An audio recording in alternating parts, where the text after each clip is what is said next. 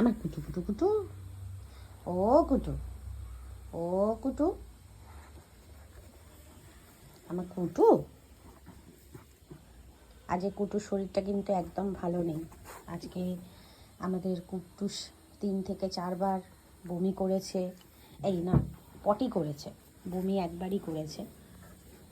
দাঁড়াও কুটু, তোমার শরীরটা তো খারাপ নাকি? দেখেছো, চুপ করে দাঁড়িয়ে আছে। অন্য কোনো বাচ্চা হলে এতক্ষণে শুয়ে পড়তো, ও কিন্তু খেলা করছে। আজকে মানে ওই ভোর 4টে থেকে, দেখো, ভোর 4টে থেকে পটি করা শুরু করেছে। এই নিয়ে 4 বার না 5 বার পটি করেছে, আর একবারই বমি করেছে। এখন রিন্টু গেছে ওর জন্য ওষুধ আনতে, তাও দেখো কিরম বদমাশি করে যাচ্ছে। আসলে এতটা চঞ্চল, মানে কি বলবো, ওর মা হলে এতক্ষণে চুপ করে শুয়ে পড়তো। ও এখনও ছটপট করে যাচ্ছে, দেখো না। কুটু কুটু শো না, কুটু কুটু কথা শুনছে না, একদম শুনছে না, শরীর খারাপ শুনছে না, তাও এইভাবে বদমাশি করছে না। এই যে এখন আরাম দিচ্ছি, দেখো আরাম খেতে ভালোবাসে।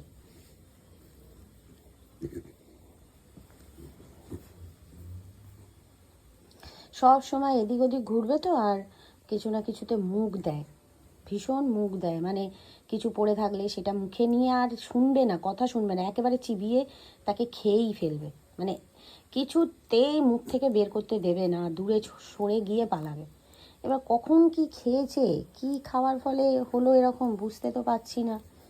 দেখি, আর এত সকালে এখন কাউকে ফোন করেও পাচ্ছি না, না ডাক্তারকে।